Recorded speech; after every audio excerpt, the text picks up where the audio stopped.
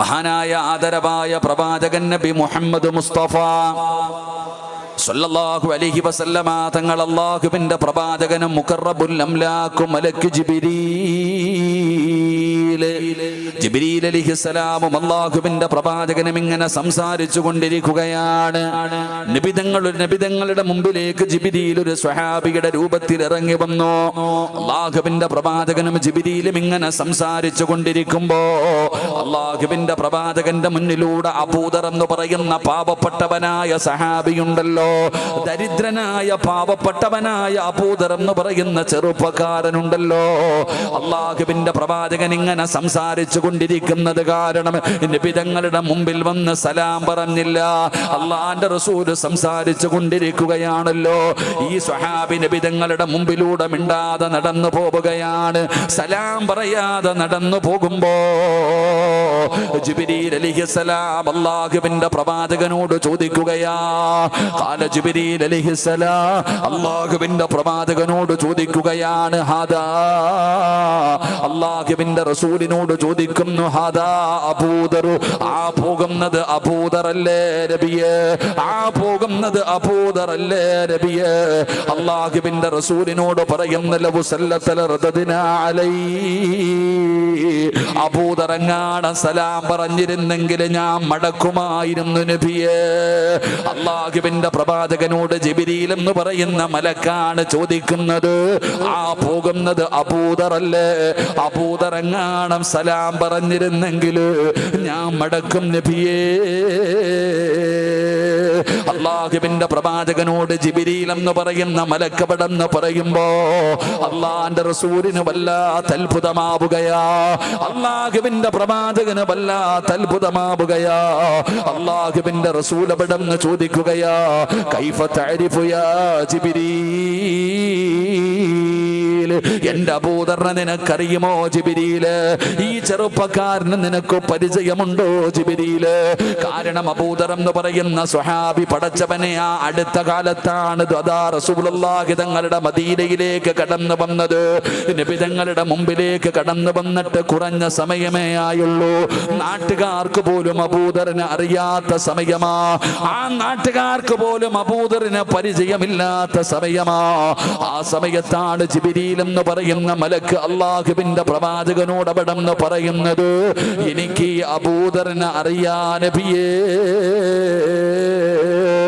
അല്ലാഹുവിന്റെ പ്രവാചകൻ അവിടെന്ന് ചോദിക്കുകയാ, എങ്ങനെ അറിയാ ജിബ്രീല്, ഈ അബൂദർ എന്ന് പറയുന്ന സ്വഹാബിയെ നിങ്ങൾക്ക് എങ്ങനെ അറിയാ?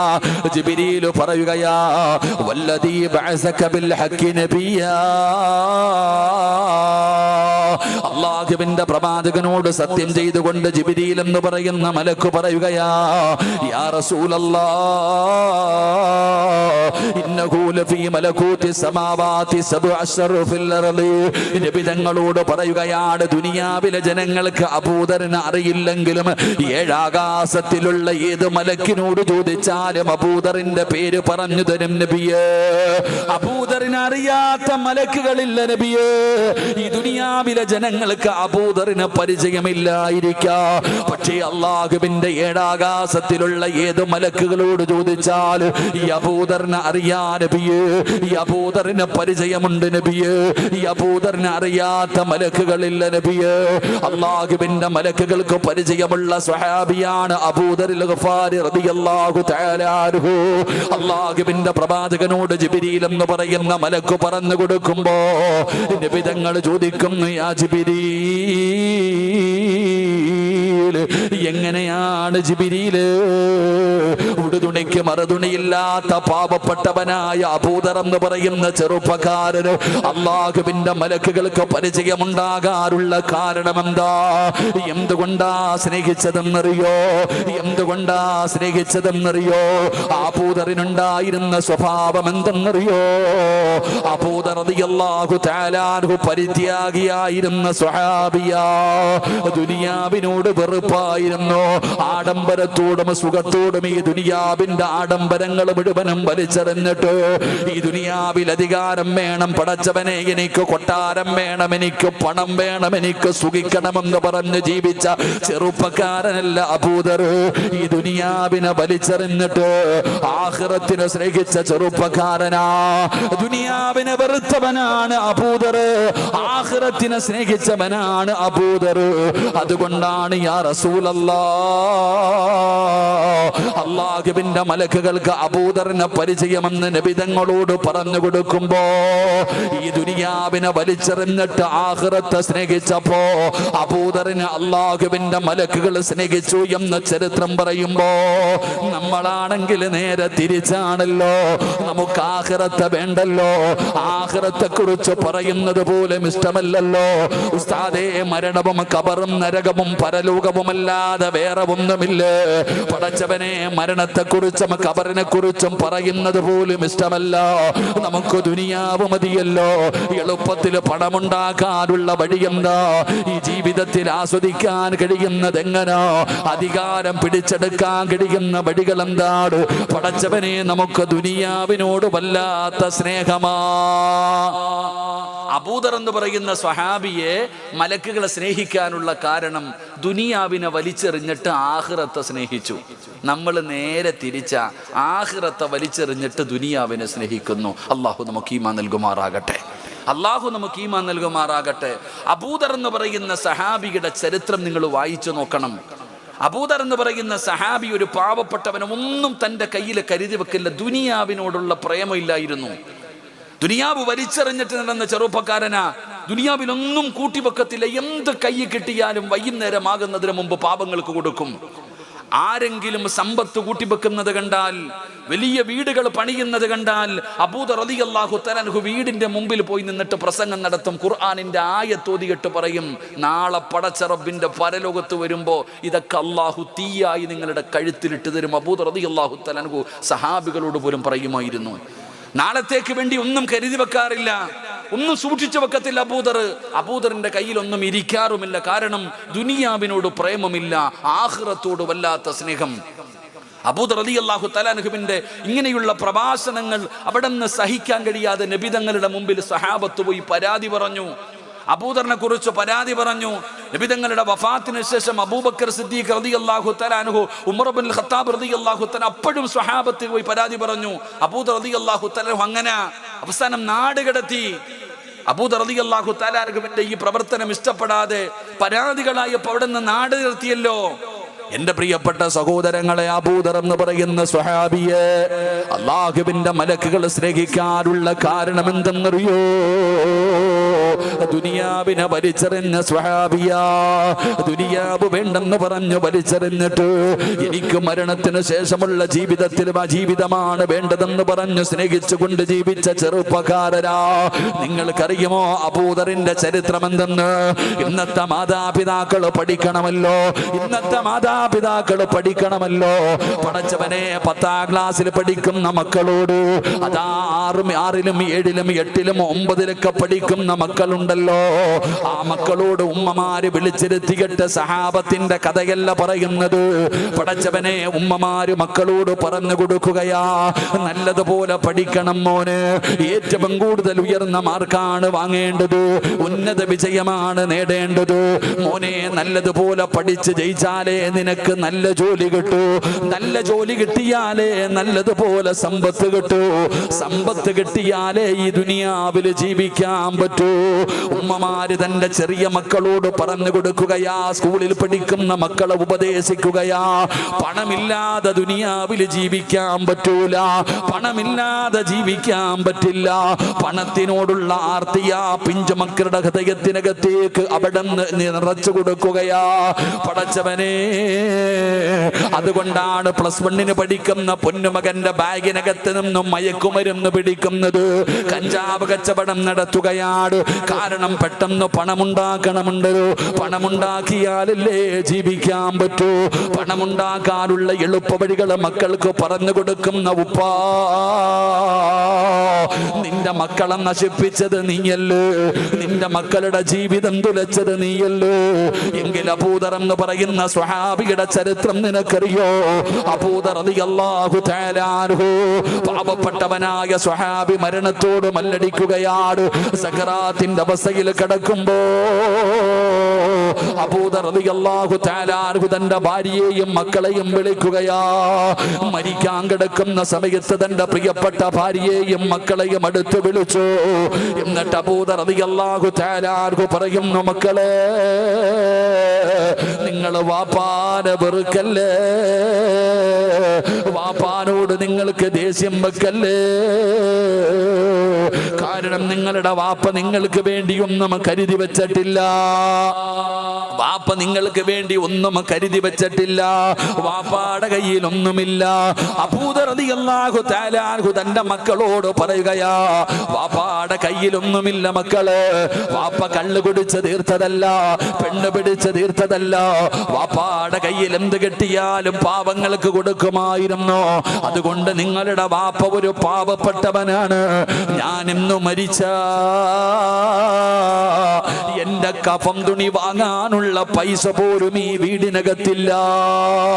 അബൂദർ എന്ന് പറയുന്ന സ്വഹാബി തന്റെ മക്കളോട് പറഞ്ഞു കൊടുക്കുകയാ, ഞാൻ മരിച്ച എന്റെ മയ്യത്ത് പൊതിയ തുണി വാങ്ങാൻ ഈ വീടിന്റെ അകത്ത് 1 രൂപയില്ല, കീറാത്ത ഒരു തുണിയുമില്ല, കഫം പൊതിയാൻ ഒരു നല്ല തുണി പോലും ഈ വീടിനകത്തില്ല. നിങ്ങളുടെ വാപ്പാടെ അവസ്ഥ ഇതാ, നിങ്ങളുടെ വാപ്പാടെ അവസ്ഥ ഇതാ. അബൂദർ എന്ന് പറയുന്ന സ്വഹാബി തന്റെ മരണത്തിന്റെ വേളയിൽ തന്റെ രക്തത്തിൽ പറന്ന പൊന്നുമക്കളെ പിടിച്ചിരുത്തിയിട്ട് ഒരു ഉപദേശം കൊടുക്കുകയാ.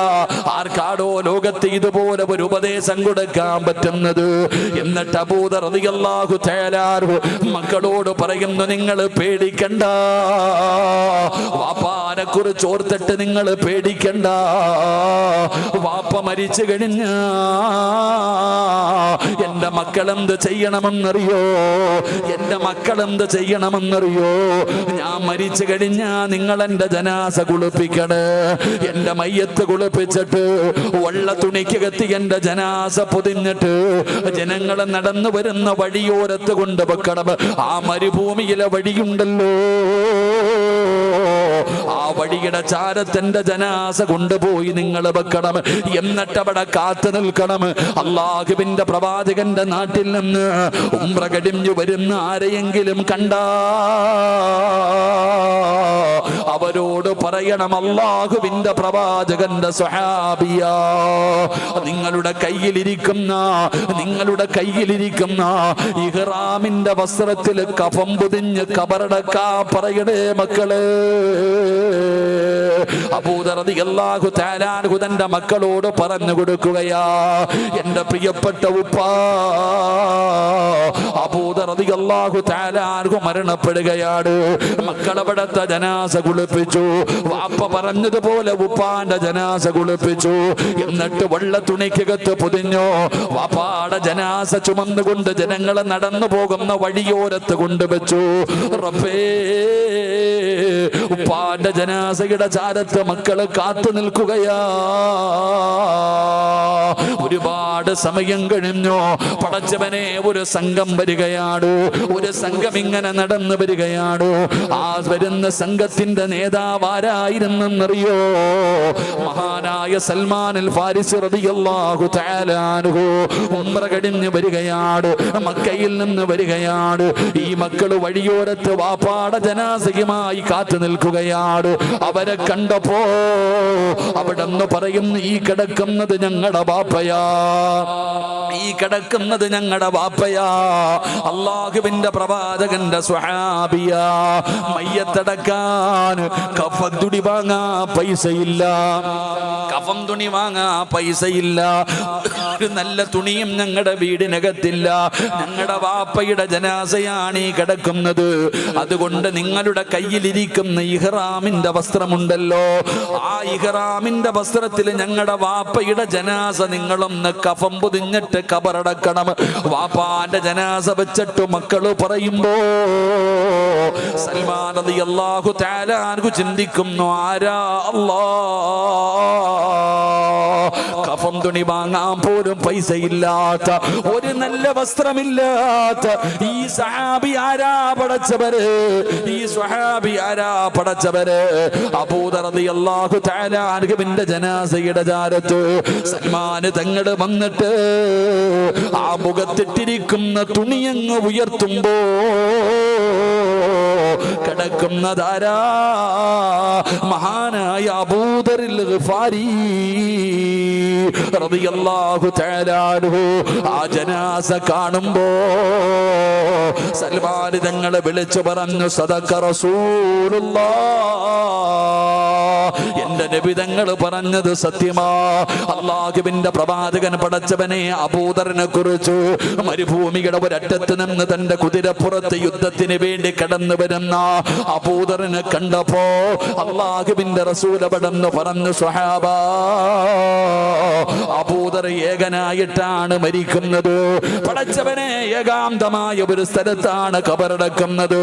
നാളെ അബൂദർ ഒറ്റയ്ക്കാട് മസ്സറയിലേക്ക് എഴുന്നേറ്റ് വരുന്നത്. അല്ലാഹുവിന്റെ പ്രവാചകൻ അവിടെന്ന് പറഞ്ഞിരുന്നല്ലോ. പടച്ചവനെ അവസാനമാ സ്വഹാബി അവിടത്തെ അതാ ഇഹ്റാമിന്റെ വസ്ത്രം കൊണ്ട് പൊതിഞ്ഞാണ് കബറടക്കിയത് എന്ന് ചരിത്രം പറയുമ്പോ ആ ചെറുപ്പക്കാരനായ സഹാബിയുടെ ജീവിതം എങ്ങനെയായിരുന്നെന്ന് ചിന്തിച്ചു നോക്കടോ. ഈ ദുനിയാവിനോട് വല്ലാത്ത വെറുപ്പായിരുന്നു. നമുക്ക് സ്നേഹമാണല്ലോ, നമുക്ക് പ്രണയമാണല്ലോ, എങ്ങനെയെങ്കിലും വെട്ടിപ്പിടിക്കണമല്ലോ, എത്ര കെട്ടിയാലും തികയുന്നില്ലല്ലോ. നമുക്ക് സമയമില്ല സഹോദരാ, ഒരു നന്മ പോലും ചെയ്യാൻ എനിക്കും നിങ്ങൾക്കും സമയമില്ലല്ലോ. എല്ലാവരും ദുനിയാവിന്റെ പുറകിലാണ്. പണമുണ്ടാക്കണമല്ലോ, ഹലാലും ഹറാമും നോക്കാറില്ല. ഏത് വഴിയിലൂടെയും പണം സമ്പാദിക്കണം. പടച്ചവനെ അധികാരങ്ങൾ നേടിയെടുക്കണം. അതിന് ഏത് വൃത്തികെട്ട വഴികളും സ്വീകരിക്കുമല്ലോ.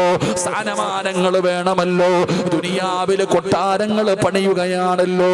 എല്ലാവരും ദുനിയാവിനെ സ്നേഹിക്കുമ്പോ അല്ലാഹുവിന്റെ റസൂൽ പറഞ്ഞതെന്തെന്നറിയോ? ദുനിയാവ് ഒരുപാട് പേരെ വഞ്ചിച്ചതാ, ഈ ദുനിയാവ് ഒരുപാട് പേരെ ചതിച്ചതാ, ഒരുപാട് പേരെ വഞ്ചിച്ചതാ ഈ ദുനിയാവ്. നമുക്ക് ദുനിയാവിനോട് വല്ലാത്ത സ്നേഹം. എൻ്റെ പ്രിയപ്പെട്ട സഹോദരങ്ങളെ, ദുനിയാവിൻ്റെ പുറകെ എങ്ങനെ നടക്കുക? അതിന് ഏത് വഴിയും ഹലാലും ഹറാമും ഒന്നുമില്ല. എങ്ങനെയെങ്കിലും കുറച്ച് പണം ഉണ്ടാക്കണം, വീട് വെക്കണം, തിന്നണം, കുടിക്കണം, സുഖിക്കണം. അള്ളാഹു തന്ന ആയുസ് എപ്പോഴാ മരണം വരുന്നെന്നറിയില്ല. ജീവിക്കുന്ന കാലം അടിച്ചു പൊളിച്ച് ജീവിക്കണം. അള്ളാഹു നമുക്ക് ഈമാൻ തരുമാറാകട്ടെ. അല്ലാതെ ഉസ്താദ് നിങ്ങൾ പറയണത് പോലെ മരണത്തിന് ശേഷമൊക്കെ അതിലൊന്നും കാര്യമില്ല. അതൊക്കെ ചുമ്മാ സ്വപ്ന ലോകത്താണ് നിങ്ങളൊക്കെ ജീവിക്കുന്നത്. ഖബർ, മരണം, നരകം, സ്വർഗം. പടച്ചവനെ, അവിടെ അരുവിയുണ്ട്, പഴമുണ്ട്, കള്ളുണ്ട്, അതൊക്കെ എന്താ ഉസ്താദ് നിങ്ങൾ പറയണേ? ഈ ദുനിയാവിലെ ജീവിതം ഇങ്ങനെ അടിച്ചു പൊളിച്ച് ജീവിക്കണം. അള്ളാഹു നമുക്ക് ഈമാൻ തരുമാറാകട്ടെ. വണങ്ങനെ വാരിക്കൂട്ട കള്ള് കച്ചവടം ചെയ്യുന്നവരില്ലേ, കഞ്ചാവ് വയ്ക്കുന്നവന്മാരില്ലേ, അള്ളാഹു കാക്കുമാറാകട്ടെ, അള്ളാഹു കാക്കുമാറാകട്ടെ. ഇവിടെയൊക്കെ ഉണ്ടോ? അപ്പോൾ അത് കഞ്ചാവൊക്കെ ഉണ്ടോ? പ്രസിഡന്റ് ഉണ്ടോ ഉസ്താദ്? ഇവിടെ കഞ്ചാവൊക്കെ അടിക്കുന്നവരുണ്ടോ? കള്ളൊക്കെ ഉണ്ടോ ഇവിടെ? ഇപ്പം ആരെങ്കിലും കള്ളു കുടിക്കുന്നുണ്ടോ? ഇപ്പം ആരെങ്കിലും കള്ളു കുടിക്കുമോ? ഇപ്പോൾ ആരും കള്ളു കുടിക്കത്തില്ല. അള്ളാഹു ഈമാൻ തരുമാറാകട്ടെ. ഇപ്പോഴത്തെ ചെറുപ്പക്കാർ കള്ളൊന്നും കുടിക്കത്തില്ല, കഞ്ചാവ് അടിക്കുന്നതെല്ലാണ്. ഇരുന്നങ്ങോട്ട് പുകയ്ക്കുക. ഉസ്താദ് ഒന്ന് വലിച്ചു പോക്കെന്നാ പറയുന്നത്. ഉസ്താദന്മാർക്ക് എന്തെങ്കിലും പറയാൻ തന്നെ പേടിയാ. പള്ളിയിലെ ഖത്തീബന്മാർക്ക് പ്രസംഗിക്കാൻ പേടിയാ. കാരണം ഒറ്റയ്ക്കൊക്കെ പോകേണ്ടതല്ലേ വീട്ടിലൊക്കെ. എടാ, നിങ്ങൾ ആലോചിച്ച് നോക്കടോ, ഇന്നത്തെ കാലഘട്ടത്തിൻ്റെ അവസ്ഥ എന്തെന്ന് പറഞ്ഞാൽ, ഒരു 10 കൊല്ലം, നിങ്ങളൊരു 10 കൊല്ലം മുമ്പ് ചിന്തിച്ചേ. ഒരു 10 വർഷം മുമ്പ് നിങ്ങൾ ചിന്തിക്ക്. ഒരു 10-15 വർഷം മുമ്പ് കള്ളു കുടിക്കുന്ന ഒറ്റ ഒരുത്തനും പള്ളി വരത്തില്ല. പള്ളി വരുന്ന ഒരാളും കള്ളും കുടിക്കില്ല. അള്ളാഹു ഈമാൻ തരുമാറാകട്ടെ. അങ്ങനല്ലേ? കള്ളു കുടിക്കുന്ന ആരെങ്കിലും നിസ്കരിക്കാൻ പള്ളി വരുവോ? ഇപ്പത്തെ കാര്യമല്ല, പഴയ കാര്യം ഉണ്ടോ? ഇല്ല.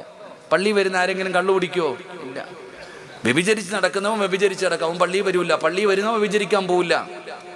പലിശ കച്ചവടം നടത്തുന്നവൻ പലിശ കച്ചവടം നടത്തും, പള്ളി വരുമോ? പള്ളി വരത്തില്ല.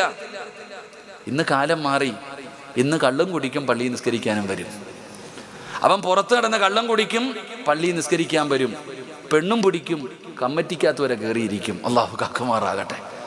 എൻ്റെ പ്രിയപ്പെട്ട സഹോദരങ്ങളെ, പലിശ വാങ്ങരുത് കൊടുക്കരുതെന്ന ലോട്ടറിയും വെച്ചുകൊണ്ട് ഒന്നാമത്തെ സപ്പി വന്നിരുന്ന് നിസ്കരിക്കും. അള്ളാഹു ഈമാൻ തരുമാറാകട്ടെ. പള്ളിയിലെ ഖത്തീബ് വെള്ളിയാഴ്ച ദിവസം കള്ളുകുടിയെക്കുറിച്ച് പറഞ്ഞാൽ, പെണ്ണുപിടിയെക്കുറിച്ച് പറഞ്ഞാൽ, പലിശ കച്ചവടത്തിനെ കുറിച്ച് പറഞ്ഞാൽ, പള്ളിക്കകത്തിരിക്കുന്നവൻ പറയാളി അങ്ങേരെന്നെ കുറിച്ചാണ് അത് പറയുന്നത്, എന്നെക്കുറിച്ചാ എന്ന് ചിന്തിക്കുന്ന കാലം. ഇതാണ് ഇന്നത്തെ അവസ്ഥ. അള്ളാഹു നമുക്ക് ഈമാൻ നൽകി അനുഗ്രഹിക്കുമാറാകട്ടെ. എടോ, നമ്മളിപ്പോൾ ആര് ചോദിച്ചാലും പറയുന്നത് ബിസിയാണ് ഉസ്താദേ. എന്ത് ചോദിച്ചാലും ബിസി ബിസി ബിസി ബിസി. ഞാൻ ചോദിക്കട്ടെ, ഈ സദസ്സിലിരിക്കണ എത്ര പേരാ? ഞാൻ ചോദിക്കുന്നൊരു കാര്യം, സമയത്ത് ഭക്ഷണം കഴിക്കുന്ന എത്ര പേരുണ്ടോ ഈ കൂട്ടത്തിൽ? നിങ്ങൾ പറ, ഓർമ്മ വെച്ചൊരു ദിവസം പറ. രാവിലെ സുബഹിക്ക് എഴുന്നേറ്റു, എന്നിട്ട് 7:30 മുമ്പ് ബ്രേക്ക്ഫാസ്റ്റ് കഴിച്ചു. അൽഹംദുലില്ലാ 1 മണിക്ക് മുമ്പ് അല്ലെങ്കിൽ 1:30 മുമ്പ് ചോറ് കഴിച്ചു. വൈകുന്നേരം മഗ്രിബ് നമസ്കാരം കഴിഞ്ഞ് ഇശായിക്ക് മുമ്പ് ഭക്ഷണം കഴിച്ചു. അൽഹംദുലില്ലാ നേരത്തെ കാലത്ത് കിടന്നുറങ്ങുന്ന എത്ര പേരുണ്ട് ഈ കൂട്ടത്തിൽ? നമ്മുടെ അവസ്ഥ എന്ന് പറഞ്ഞാൽ, കെട്ടിയ പെണ്ണും പിള്ളയുടെ കൂടെ ആഗ്രഹം സാധിപ്പിച്ചു കൊടുക്കാൻ പോലും സമയമില്ല. തിന്നാൻ സമയമില്ല, കുടിക്കാൻ സമയമില്ല, ഉറങ്ങാൻ സമയമില്ല, ഭാര്യയെ സ്നേഹിക്കാൻ സമയമില്ല, മക്കളെ സ്നേഹിക്കാൻ സമയമില്ല, ഇബാദത്ത് ചെയ്യാൻ സമയമില്ല, ഒന്നിനും സമയമില്ല. രാവും പകലും കിടന്നിട്ട് ഇങ്ങനെ മിഷീൻ കറങ്ങണ പോലെ കറങ്ങുകയാ. എന്നാ നീ മനസ്സിലാക്കിക്കോ, അത് അള്ളാഹ് നിനക്ക് തന്നിരിക്കുന്ന ശിക്ഷയാണെന്ന് നബിയുനാ റസൂലുള്ളാഹി. എത്ര കാലമായി സ്വന്തം മക്കളുടെ അടുത്തിരുന്നൊന്ന് ചിരിച്ച് കളിച്ച് ആ മക്കളെ ഒന്ന് സ്നേഹിക്കാൻ സമയം കിട്ടുന്ന എത്ര പേരുണ്ട്? കെട്ടിയ പെണ്ണിന് എല്ലാ പെണ്ണുങ്ങളുടെയും ഏറ്റവും വലിയ പരാതി, എൻ്റെ ഭർത്താവ് എന്നോട് സംസാരിക്കണല്ലോ ഉസ്താദേ, എൻ്റെ ഭർത്താവ് ഞാൻ പറയുന്നത് കേൾക്കുന്നില്ല ഉസ്താദേ. പരാതി അവൾക്ക് വേറൊന്നുമില്ല, ഒന്ന് സംസാരിക്കാൻ, അവളെ ഒന്ന് പുറത്തു കൊണ്ടുപോകാൻ നിനക്ക് സമയമില്ല. എന്നാൽ തിന്നാൻ സമയമുണ്ടോ? അതില്ല. എടാ, നേരത്തെ കാലത്ത് ഉറങ്ങട, അതിനും സമയമില്ല. ഇത് അള്ളാഹ് നിനക്ക് തന്നിരിക്കുന്ന ശിക്ഷ. ദുനിയാവിനെ സ്നേഹിക്കുന്ന ഒരു മനുഷ്യൻ അള്ളാഹു കൊടുക്കുന്ന ഒന്നാമത്തെ ശിക്ഷ വശുഗലല്ലായ തബറം. ഒരിക്കലും നിന്റെ ജോലി തീരില്ല. മരിക്കുന്ന കാലം വരെ, വയസ്സാകാലമായാലും നീ ഇങ്ങനെ ജോലി ചെയ്തുകൊണ്ടിരിക്കും. ഇത് റബ്ബ് നിനക്ക് തന്നിരിക്കുന്ന ശിക്ഷയാ. അള്ളാഹു നമ്മളെ കാക്കുമാറാകട്ടെ. പണങ്ങനെ വാരിക്കുട്ടല്ലേ. നബിതങ്ങൾ പറയുന്നു, രണ്ടാമത്തെ ശിക്ഷ, ഒരു കാലത്തും നിന്റെ ദാരിദ്ര്യം മാറത്തില്ല. എത്ര നീ കൂട്ടിയാലും ദാരിദ്ര്യം മാറൂല. മൂന്നാമതായിട്ട് നബിതങ്ങൾ പറയുന്നു, എത്ര കിട്ടിയാലും നിനക്ക് തികയില്ല. എത്ര കിട്ടിയാലും നിനക്ക് തികയത്തില്ല, പിന്നെയും വാരി കൂട്ടണം. എടോ, നിങ്ങൾ ചിന്തിക്കുന്നത് പണമുള്ളവനാ പണക്കാരൻ എന്ന്. ഒരിക്കലും അല്ല. എടോ, പണമുള്ളവനല്ല ഏറ്റവും വലിയ പണക്കാരൻ. ലോകത്തിലെ ഏറ്റവും വലിയ പണക്കാരനാരാ?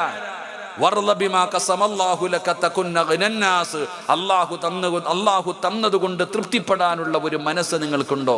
അവനാണ് ലോകത്തിലെ ഏറ്റവും വലിയ സമ്പന്നൻ. അള്ളാഹു നമുക്ക് ഈമാൻ നൽകി അനുഗ്രഹിക്കുമാറാകട്ടെ. നാലാമത്തെ ശിക്ഷ, ഒരിക്കലും തീരാത്ത ദുഃഖം അള്ളാഹു നിനക്ക് തരും. ഒരു കാലത്തും നിനക്ക് ദുഃഖമില്ല. അതുകൊണ്ടാ ഉസ്താദേ, പണമുണ്ട്, വീടുണ്ട്, വണ്ടിയുണ്ട്, ഭാര്യയുണ്ട്, മക്കളുണ്ട്, എല്ലാം ഉണ്ട്, ഉസ്താദെ മരിച്ചാൽ മതി ഉസ്താദെ എന്ന് ചിലർ പറയുന്നില്ലേ? എൻ്റെ പ്രിയപ്പെട്ട സഹോദരങ്ങളെ, ഹറാമു വാരിക്കൂട്ടുകയാ. നിങ്ങൾ ചിന്തിക്കേണ്ടത്, അള്ളാഹുവിൻ്റെ പ്രവാചകൻ സ്വല്ലല്ലാഹു അലൈഹി വസല്ലമ തങ്ങൾ പറഞ്ഞു, ഏതെങ്കിലും ഒരു വീടിൻ്റെ അകത്ത് 3 പാപം ചെയ്യുന്നുണ്ടോ, 3 പാപം ഏതെങ്കിലും വീടിനകത്ത് നടക്കുന്നുണ്ടോ, ആ വീട്ടുകാരുടെ ആയുസ് അള്ളാഹു കുറയ്ക്കും. ആ വീട്ടുകാരുടെ ആയുസ് അല്ലാഹു കുറയ്ക്കും. എൻ്റെ പ്രിയപ്പെട്ടവരെ, ആയുസ് കുറഞ്ഞു പോകുന്ന ചില പാപങ്ങളുണ്ട്.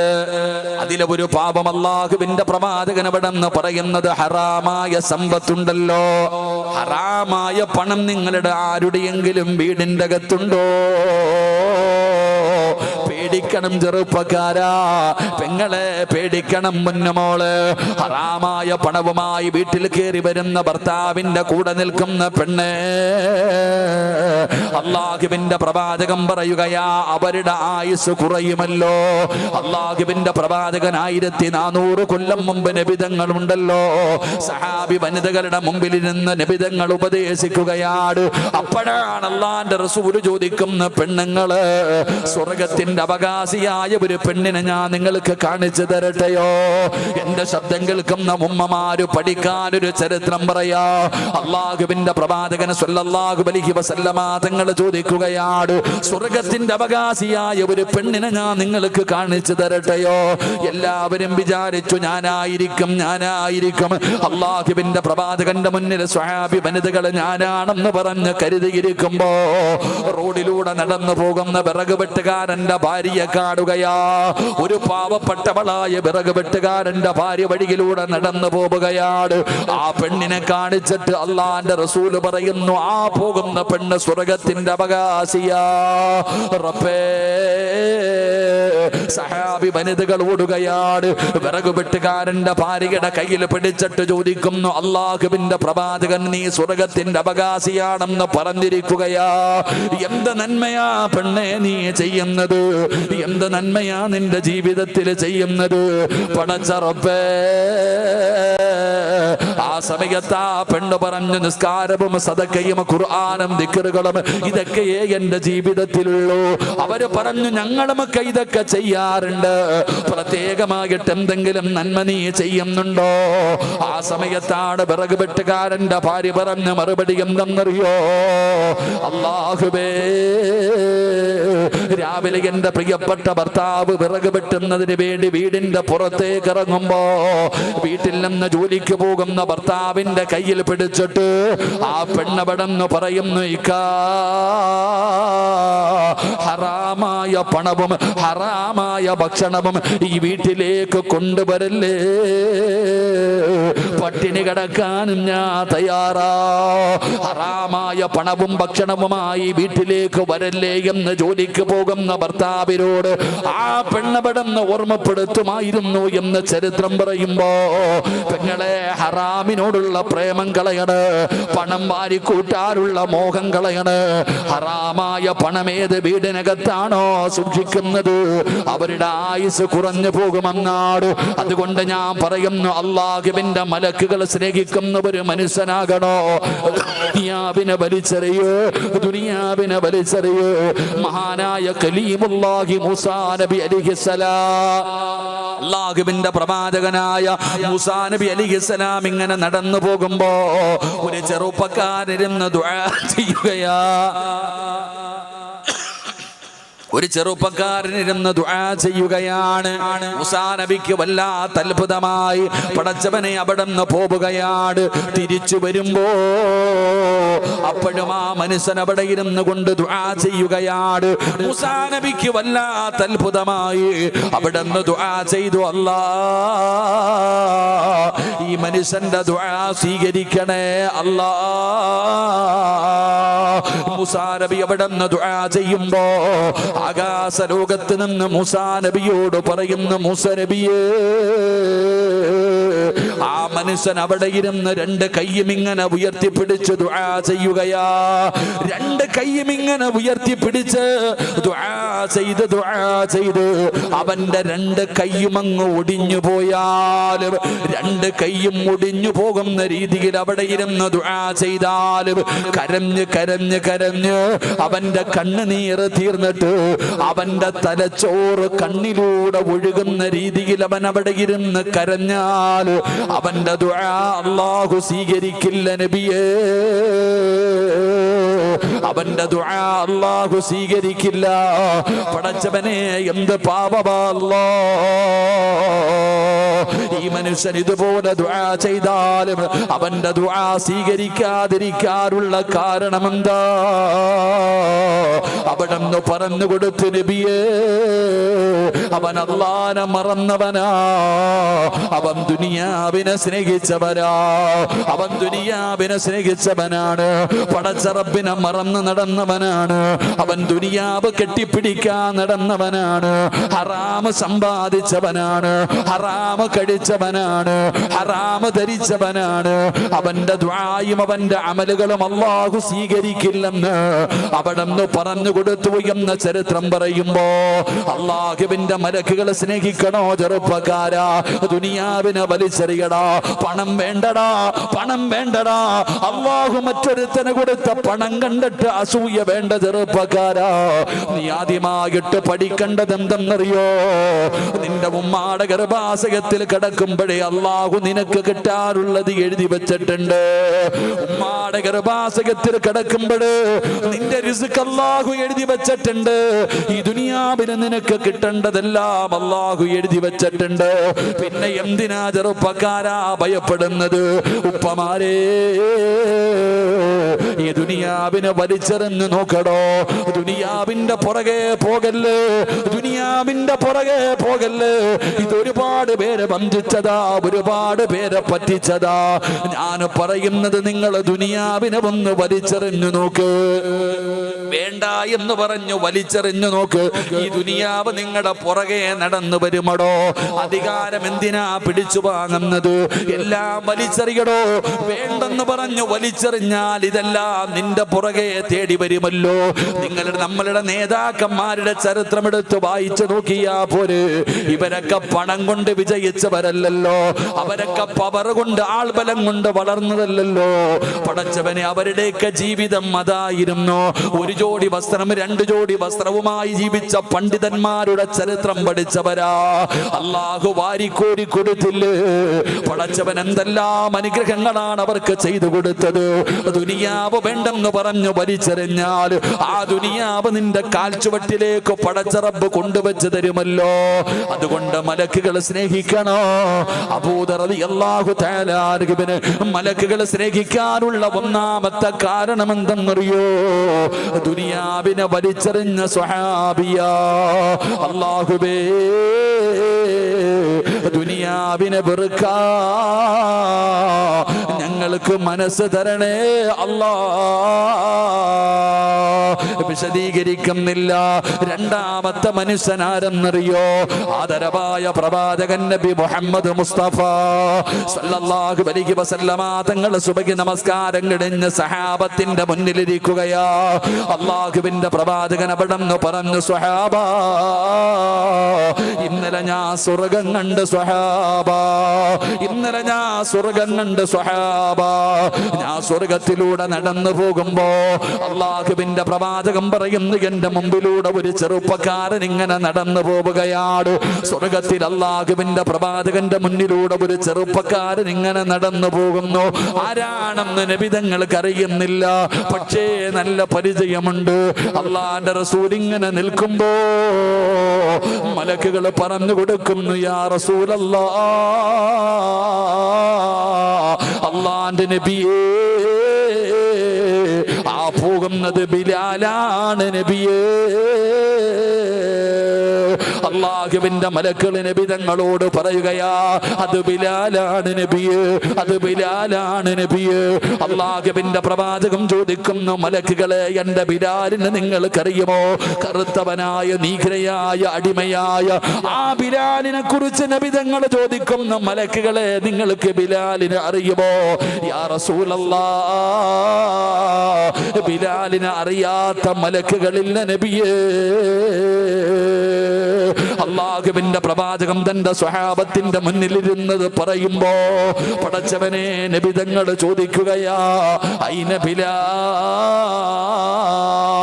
എന്റെ ബിലാൽ വിട്, എന്റെ ബിലാൽ വിട്. ബിലാൽ തങ്ങൾ ഇരുന്ന് കരയുകയാണ്. അല്ലാഹുവിന്റെ പ്രവാചകന് ബിലാലിനെ സ്വർഗത്തിൽ വെച്ച് കണ്ടു എന്ന് നബി തങ്ങൾ പറയുമ്പോ അല്ലാഹുവിന്റെ പ്രവാചകന്റെ മുന്നിലിരുന്ന് ബിലാൽ തങ്ങൾ കരയുകയാ. എവിടെ ബിലാൽ വിട്? ലബ്ബൈക യാ റസൂലല്ലാഹ്, അല്ലാഹുവിന്റെ നബിയേ, ഞാനിവിടെ ഉണ്ട് നബിയേ. അല്ലാഹുവിന്റെ പ്രവാചകൻ അവിടെ നിന്ന് ചോദിക്കുന്നു, ബിലാലേ, നിന്നെ ഞാൻ സ്വർഗത്തിൽ കണ്ടു ബിലാൽ. മലക്കുകൾക്ക് നിന്നെ അറിയാം ബിലാലേ, മലക്കുകൾക്ക് പരിചയമുണ്ട് ബിലാലേ. ആ മലക്കുകൾക്ക് പരിചയമുണ്ടാകാൻ നീ എന്ത് നന്മയാ നിന്റെ ജീവിതത്തിൽ ചെയ്യുന്നത്? നബി തങ്ങൾക്ക് അറിയാഞ്ഞിട്ടല്ല, അല്ലാഹുവിന്റെ റസൂലിന് അറിയാഞ്ഞിട്ടല്ല, എല്ലാവർക്കും പഠിക്കാൻ നബി തങ്ങൾ ചോദിക്കുകയാ, എന്ത് നന്മയാ നീ നിന്റെ ജീവിതത്തിൽ ചെയ്യുന്നത്? അല്ലാഹുവിന്റെ റസൂലല്ലേ ചോദിക്കുന്നത്? ബിലാൽ തങ്ങൾ പറഞ്ഞു, നബിയേ, ബിലാൽ തങ്ങൾക്ക് ഒരു പ്രത്യേകമായിട്ടുള്ള ഒരു സ്വഭാവമുണ്ടായിരുന്നു. ദായിമല്ലുളൂ, എപ്പോഴും ഉളുവെടുത്ത് നടക്കുന്ന സ്വഹാബിയാണ് സയ്യിദുനാ ബിലാൽ. എപ്പോ നോക്കിയാലും ബിലാൽ തങ്ങൾ ഉളുവെടുത്തിട്ട് നടക്കുന്ന സ്വഹാബിയാ. പടച്ചവനെ, ശുദ്ധിയായി നടക്കുന്നവരുണ്ടല്ലോ, ഉളുവെടുത്ത് നടക്കുന്നവരുണ്ടല്ലോ. ആ ഉളുവെടുത്ത് നടക്കുന്നവരെ പടച്ച റബ്ബിന്റെ മലക്കുകൾക്ക് വല്ലാത്ത സ്നേഹമാണെന്ന് അല്ലാഹുവിന്റെ പ്രവാചകനവിടെന്ന് പറഞ്ഞു നടക്കുമ്പോ ഈ വഅദ കേൾക്കാമെന്നവരോട് എനിക്ക് പറയാനുള്ളത്, നിങ്ങൾ എപ്പോഴും മുതുപെടുത്തിട്ട് നടക്കാൻ ഞാൻ പറയുന്നില്ല, എപ്പോഴും മുതുവോടുകൂടി നടക്കണമെന്ന് ഞാൻ പറയുന്നില്ല. പിന്നെ എന്തേ പറയുന്നതെന്നറിയോ? നിസ്കരിക്കാൻ വേണ്ടി മുതുപെടുക്കുമല്ലോ, ഓരോ ദിവസം 5 നേരം ബാങ്ക് വിളിച്ചു കഴിഞ്ഞാൽ നിസ്കരിക്കാൻ വരുമല്ലോ. ബിലാൽ റളിയല്ലാഹു തആല അൻഹുവിന്റെ പ്രത്യേകത, എപ്പോഴും ഒളുവുള്ള സഹാബിയ ബിലാൽ തങ്ങൾ. അതുകൊണ്ടാ മലക്കുകൾ സ്നേഹിച്ച് ഞാൻ നിങ്ങളോട് പറയുന്നത്, നിങ്ങൾ എപ്പോഴും ഒളുവെടുത്ത് നടക്കണ്ട, ആ നിസ്കരിക്കുന്ന സമയത്തെങ്കിലും ഒളുവെടുക്കുമ്പോൾ നേരെ ഒന്ന് എടുത്താൽ മതി. അള്ളാഹു ഈമാൻ തരുമാറാകട്ടെ. ഉറക്കെ പറ, ഈമാൻ തരുമാറാകട്ടെ. എൻ്റെ പ്രിയപ്പെട്ട സഹോദരങ്ങളെ, നിസ്കരിക്കുന്ന സമയത്തെങ്കിലും ഒളുവെടുക്കുമ്പോൾ നേരെ എടുക്കുവോ? എന്തൊരു വപ്രാളമെന്നറിയോ? ഓടി ഇങ്ങോട്ട് വരും ചെറുപ്പക്കാർ, ഓടി ഇങ്ങോട്ട് വന്നിട്ട് 3 പ്രാവശ്യം ഹൗദിനകത്ത് കൈയിട്ടൊരു മുക്കല, ഒരൊറ്റ മുക്കല് ഇങ്ങനെ അടിയാ, എന്നിട്ട് ഓടുക നിസ്കാരം. അല്ലാഹു ആലം, പടച്ചു നമുക്ക് ഈമാൻ നൽകുമാറാകട്ടെ. പണ്ട് 2 ചങ്ങാതിമാര് മഗ്രിബ് നിസ്കരിക്കാൻ പള്ളിയിൽ പോയി. മഗ്രിബ് നിസ്കരിക്കാൻ 2 ചങ്ങാതിമാര് പള്ളിയിൽ പോകുമ്പോൾ ഉസ്താദ് അവസാനത്തെ റക്അത്തിലാ, തഹയ്യാത്തിൽ എങ്ങാണ്ടിരിക്കുക. ഒരുത്തൻ എന്ത് ചെയ്തു? 2 പേരും പള്ളിയിൽ വെച്ച് പിരിഞ്ഞു. നിസ്കാരമെല്ലാം കഴിഞ്ഞ് ഇറങ്ങി പോകുമ്പോൾ ഒരു കൂട്ടുകാരൻ മറ്റേ കൂട്ടുകാരൻ്റെ അടുത്ത് ചോദിച്ചു, അളിയെ നിനക്ക് നിസ്കാരം കിട്ടിയോ? അവൻ പറഞ്ഞു, ഞാൻ ഉളുവൊക്കെ എടുത്തിട്ട് വന്നപ്പോഴത്തേക്ക് നിസ്കാരം കഴിഞ്ഞ് എനിക്ക് ജമാഅത്ത് കിട്ടിയില്ല. ഞാനൊക്കെ ഉളുവെടുത്തിട്ട് വേണ്ടി വന്നപ്പോഴത്തേക്ക് ഇമാമ സലാം വിട്ടി, എനിക്ക് ജമാഅത്ത് കിട്ടിയില്ല. അപ്പം മറ്റേ പഹയം പറയുക, ഞാൻ ഉളുവെടുക്കാൻ പോയിരുന്നെങ്കിൽ എൻ്റെ ജമാഅത്തും പോയേനേന്ന്. അള്ളാഹു ഈമാൻ തരുമാറാകട്ടെ. അവൻ എന്നാ പറഞ്ഞേ? ഞാൻ ഉളുവെടുക്കാൻ പോയിരുന്നെങ്കിൽ എൻ്റെ ജമാഅത്തും പോയി. പൊട്ട ഒളു പോലും ഇല്ലാതെ കയറി നിസ്കരിച്ചിരിക്കണത്. ഇന്നത്തെ അവസ്ഥയെ നോക്കിക്കേ, ഈ ചെറുപ്പക്കാരൊക്കെ ഒളുവെടുക്കുന്നത് കണ്ട അള്ളാഹുവിനെ ഹൗലി തന്നെ മുക്കിയേക്കാൻ തോന്നും. തലകൂടെ മുക്കാൻ പറ്റുമെങ്കിൽ എന്തിനാടാ ചങ്ങാതി ഇങ്ങനെ ധൃതി കാണിക്കണേ? എടാ, നീ പള്ളിയിൽ വന്ന് സമാധാനത്തോടെ ഒളുവെടുത്തിട്ട് പള്ളിക്കകത്ത് കയറുമ്പോൾ സക്കാഫി ഉസ്താദ് സലാം വീട്ടിയാലും നിനക്ക് പ്രതിഫലം കിട്ടൂലേ? നീ ഒളുവില്ലാതെ നിസ്കരിച്ചാലോ നിന്റെ ആക്കിബത്ത് പോലും മോശമാകില്ലേ? അള്ളാഹു കാക്കുമാറാകട്ടെ, അള്ളാഹു കാക്കുമാറാകട്ടെ. ഒളുവ് എന്താണെന്ന് ഇതുവരെ നമുക്ക് തിരിഞ്ഞിട്ടില്ല. അതാ എന്താണ് ഒളുവ്? ചുമ്മാ ഇങ്ങനെ എടുക്കുന്നുണ്ടല്ലോ. എടാ, ഈമാനുള്ള ഒരു ചങ്ങാതിയെ നിനക്ക് കാണണോ? താടിയും തഴമ്പൊന്നുമല്ല, അതിപ്പോൾ എല്ലാവർക്കും ഉണ്ടല്ലോ. താടിയിലും തഴമ്പൊന്നുമില്ല. ഇന്നത്തെ ഉസ്താദന്മാരെക്കാരും വലിയ താടി വളർത്തുന്ന ചെറുപ്പക്കാരെയൊക്കെ കാണാം. അള്ളാഹു ഈമാൻ തരുമാറാകട്ടെ. ഇത്രയും താടി നീട്ടി നടക്കുന്ന ആൾക്കാരില്ലേ? ഉസ്താദന്മാർക്ക് താടിയല്ല, നമുക്കൊന്നും ഇല്ലപ്പാ. എന്നാ നമ്മളെക്കാളും വലിയ താടി, കഞ്ചാവ് അടിച്ചുകൊണ്ട് നടക്കുന്നവന് ഇന്നത്തെ താടിയുടെ നീളം ഉണ്ടല്ലോ. ഈമാനുള്ള ഒരു മനുഷ്യനെ നിങ്ങൾക്ക് കാണണമെങ്കിൽ ഇമാം ഗസാലി തങ്ങൾ പറയുക, നാളെ രാവിലെ സുബഹിക്ക് പള്ളി വാ, എപ്പോഴെങ്കിലും വാ.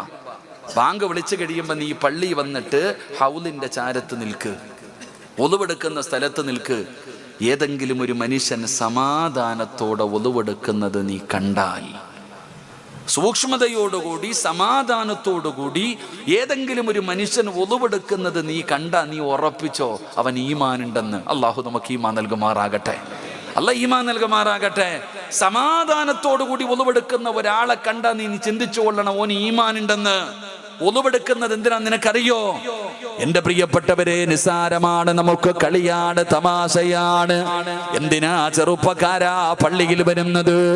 ഓടി വന്ന് ഹൗദിനകത്ത് കൈകാലിട്ട് നേരെ ഒളുവെടുക്കാതെ പള്ളിക്കകത്ത് കയറി നിസ്കരിച്ചാൽ ഒളുവില്ലാത്ത നിസ്കാരം പടച്ചറപ്പിനെ കളിയാക്കലല്ലേ? എന്തൊരു പാപമാ ചെറുപ്പക്കാരാ ചെയ്യുന്നത്? നിനക്ക് ഒളുവിന്റെ മഹത്വം എന്തെന്നറിയോ? ഒളുവിന്റെ മഹത്വം എന്തെന്നറിയോ? അല്ലാഹുവേ, മഹാനായ നബി മുഹമ്മദ് മുസ്തഫ സല്ലല്ലാഹു അലൈഹി വസല്ലമ തങ്ങളുടെ മുന്നിൽ ജിബ്രീൽ എന്ന് പറയുന്ന മലക്കിറങ്ങി വന്നിട്ട് നബിയെ എങ്ങനെയാണ് വുളുവെടുക്കേണ്ടതെന്ന് കാണിച്ചു തരാ നബിയെ. അല്ലാഹുവിന്റെ പ്രവാചകന് വുളുവെടുത്ത് കാണിച്ചു കൊടുക്കുകയാണ്. എന്നിട്ട് പറഞ്ഞു വുളുവെടുക്കാൻ. അല്ലാഹുവിന്റെ പ്രവാചകൻ അവിടുന്ന് തിരിച്ചു വുളുവെടുത്ത് കാണിച്ചു കൊടുത്തു. എന്നിട്ട് അല്ലാഹുവിന്റെ പ്രവാചകൻ സഹാബത്തിനോട് പറഞ്ഞു, സഹാബാ വുളുവെടുക്കേണ്ടത് എങ്ങനെയാണെന്ന് കണ്ടു പഠിച്ചു കൊള്ളണേ സഹാബാ. അല്ലാഹുവിന്റെ പ്രവാചകൻ അവിടുന്ന് സ്വഹാബത്തിന് വുളുവെടുത്ത് കാണിച്ചു കൊടുത്തു. എല്ലാവരും വുളുവെടുക്കാൻ പഠിച്ചു. എന്നിട്ട് നബി തങ്ങൾ പറഞ്ഞു, സ്വഹാബാ ഞാൻ വുളുവെടുത്ത് കാണിച്ചു തന്നതുപോലെ നിങ്ങൾ ആരെങ്കിലും വുളുവെടുത്താ അല്ലാഹു നിങ്ങളുടെ പാപം പുറത്തു തരും സ്വഹാബാ. കൈ കഴുകുമ്പോ കൈകൊണ്ട് ചെയ്ത പാപമാടാ ചെറുപ്പക്കാരാ. മുഖം കഴുകുമ്പോ, വാ കഴുകുമ്പോ, ചെവി കഴുകുമ്പോ, കാല് കഴുകുമ്പോ നിന്റെ ശരീരത്തിൽ ആ ഒറ്റുപോകുന്ന വെള്ളമുണ്ടല്ലോ, ആ വുളുവിന്റെ വെള്ളത്തിന്റെ അകത്ത് നിന്റെ ജീവിതത്തിൽ ചെയ്ത പാപങ്ങൾ അല്ലാഹു കഴുകിക്കളയുകയാ. ഇതറിയണം ചെറുപ്പക്കാരാ.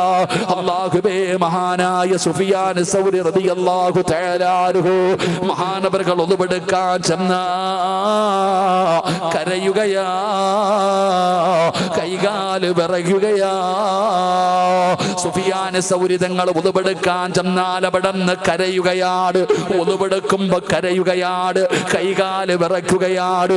മഹാനവറുകളുടെ നിറം പോലും അവിടുന്ന് പേടിച്ചു മാറുകയാ. അവിടുത്തെ നിറം പോലും പടച്ചവനെ നിറമങ്ങ് മാറുകയാണ്. പേടിച്ച് വിറച്ചുകൊണ്ടാണ് വുളുവെടുക്കുന്നത്. ഖബറ് കെട്ടപ്പെടല്ല, മരണം കണ്ടപ്പെടല്ല, നരകം പറഞ്ഞപ്പെടല്ല. വുളുവെടുക്കുന്ന സമയത്ത് കരയുന്നത് കണ്ടപ്പോ തങ്ങളോട് ചോദിക്കുന്നു, തങ്ങളെ എന്തിനാ കരയുന്നത്? എന്തിനാ തങ്ങളെ കരയുന്നത്?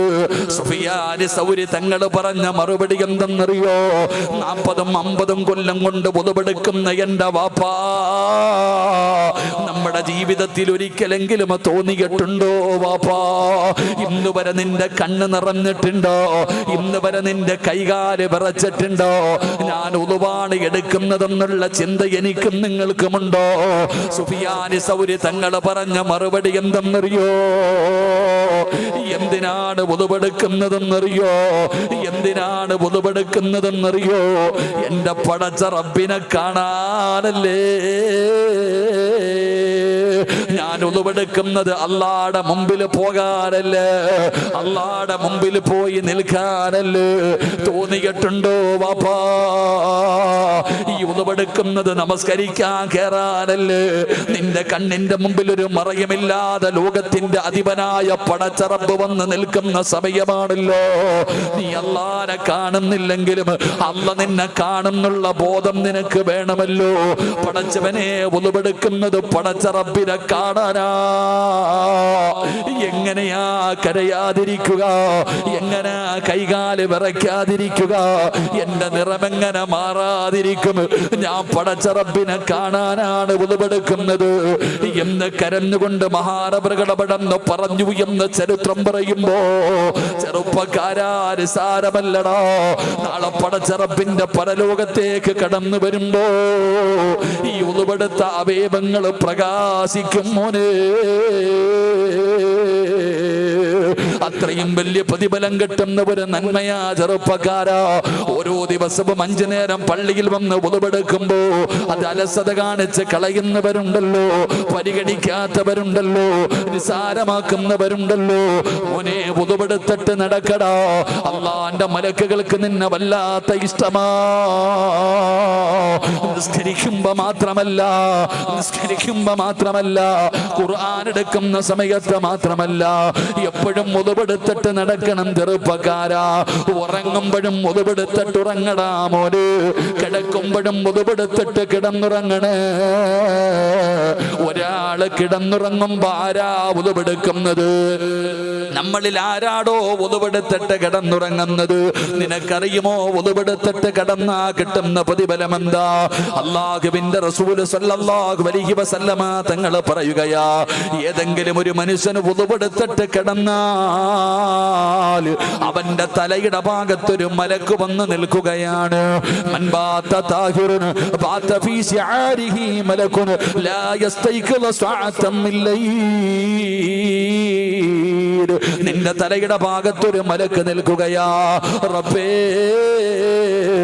ഒന്നുമിടത്തിട്ട് കിടന്നുറങ്ങുന്ന നിനക്ക് വേണ്ടി അല്ലാഹുവിന്റെ മലക്കുകൾ പടച്ച റബ്ബിനോട് ദുആ ചെയ്യുന്നു. അല്ലാ,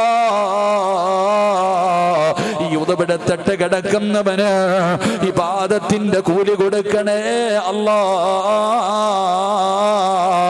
ഇവന്റെ പാപങ്ങൾ പൊറുക്കണേ അല്ലാ. ഇവനോട് കരുണ കാണിക്കണേ അല്ലാ. ഉറക്കത്തിൽ നിന്ന് ഉണരുന്നത് വരെ അല്ലാഹുവിന്റെ മലക്കുകൾ നിന്റെ തലഭാഗത്ത് നിന്ന് ദുആ ചെയ്യുകയാ. ഇതാണോ വുളുവിന്റെ പ്രതിഫലം? ഇതാണ് വുളുവെടുത്താ കിട്ടുന്ന പ്രതിഫലം. വുളുവോടെ കിടന്നുറങ്ങുന്നവന് കിട്ടുന്ന പ്രതിഫലം ഇതാണ്. പടച്ചവനെ, ഉറക്കമെന്ന് പറഞ്ഞ മരണമാണല്ലോ. അല്ലാഹുമ്മ ബിസ്മിക അമൂതു വഅഹ്യാ. ഇത് പറഞ്ഞിട്ടല്ലേ കിടക്കുന്നത്. എഴുന്നേക്കുന്ന സമയത്ത് പറയുന്നത് എന്താ?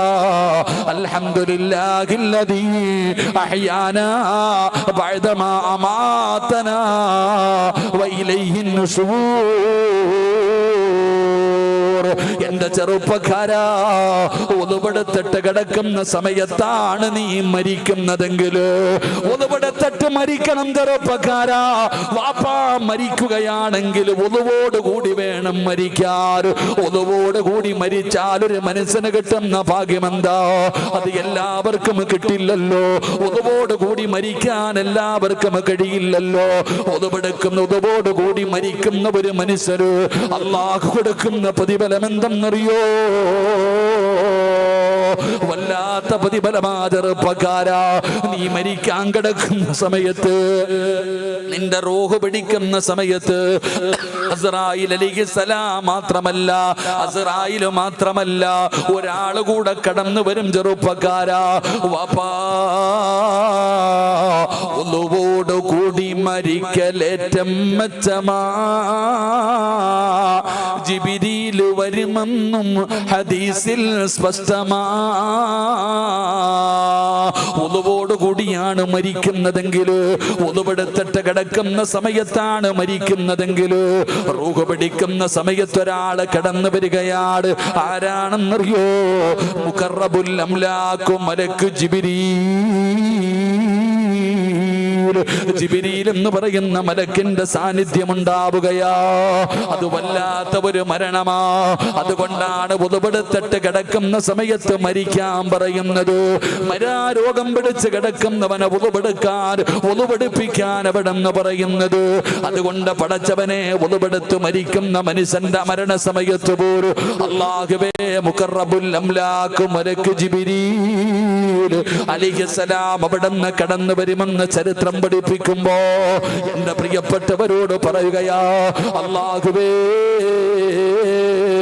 മലക്കുകൾക്ക് പരിചയമുള്ള രണ്ടാമത്തെ മനുഷ്യനാരാ?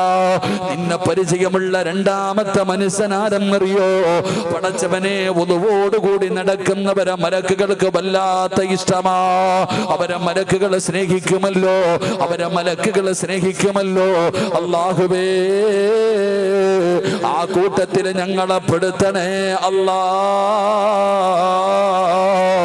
രണ്ടാമത്തെ വിഭാഗമാണ്. ഇനി മലക്കുകൾ സ്നേഹിക്കുന്ന മൂന്നാമത്തെ മനുഷ്യനാരാ? മലക്കുകൾ സ്നേഹിക്കുന്ന മൂന്നാമത്തെ മനുഷ്യനാരാ? മഹാനായ ആദരവായ പ്രവാചകൻ നബി മുഹമ്മദ് മുസ്തഫ സല്ലല്ലാഹു അലൈഹി വസല്ലമ തങ്ങൾ ഉറക്കത്തിൽ നിന്ന് എഴുന്നേറ്റിരുന്ന് ചിരിക്കുകയാ. മൂന്നാമത്തെ വിഭാഗമാരാ? അല്ലാഹു പഠിക്കാൻ ഭാഗ്യം തരുമാറാകട്ടെ. അല്ലാഹു പഠിക്കാൻ ഭാഗ്യം തരുമാറാകട്ടെ. നിർത്താറായോ? നിർത്താറായോ? ഇൻഷാ അല്ലാഹ്. എൻ്റെ ഇൻഷാ അല്ലാഹ് അൽഹംദുലില്ലാഹ്. ഇത്തിരി വെള്ളം താപ്പോ. മൂന്നാമത്തെ വിഭാഗം അല്ലാഹു പഠിക്കാൻ ഭാഗ്യം തരുമാറാകട്ടെ. നിങ്ങൾക്കൊന്നും തണുക്കണില്ലേ? അപ്പ തണുക്കണില്ല അല്ലേ? ശരി, ഇൻഷാ അല്ലാഹ്. അല്ലാഹു എല്ലാവർക്കും ആഫിയത്തുള്ള ദീർഘായുസ്സ് നൽകുമാറാകട്ടെ.